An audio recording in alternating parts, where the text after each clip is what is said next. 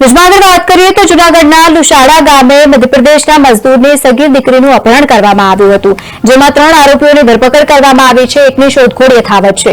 આ આરોપીઓ પણ મધ્યપ્રદેશના જ રહેવાસી હોવાનું સામે આવ્યું છે. લગ્નની લાલચ આપી સગીરા પર દુષ્કર્મ આચર્યું હતું. અપહરણ કરતી વખતે સગીરાના ભાઈએ રોકવાનો પ્રયાસ કર્યો અને તેને ધાક ધમકી આપવામાં આવી, મારપીટ કરવામાં આવી હતી. ત્યારે આ મામલે તમામ 3 આરોપીઓને કોર્ટમાં રજૂ કરી અને 3 દિવસના રિમાન્ડ મંજૂર કર્યા છે.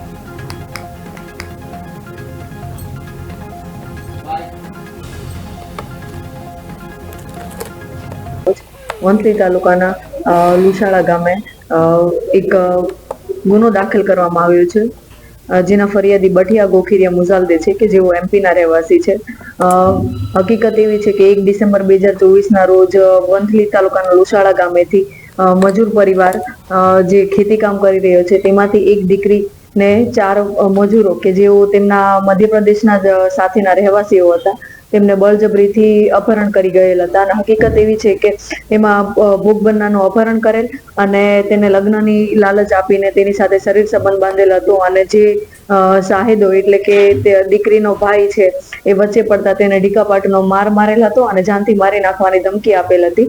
આ રીતનો બનાવ બનેલ હતો, જે આધારે પોલીસ તપાસ ચાલુ કરવામાં આવેલ અને 4 પૈકી 3 આરોપીઓ કુમારિયા, તાતિયા અને ઈકાની ધરપકડ કરી લેવામાં આવેલ છે અને 2 દિવસના રિમાન્ડ મંજૂર કરવામાં આવેલ છે. અને હાલ ખેતી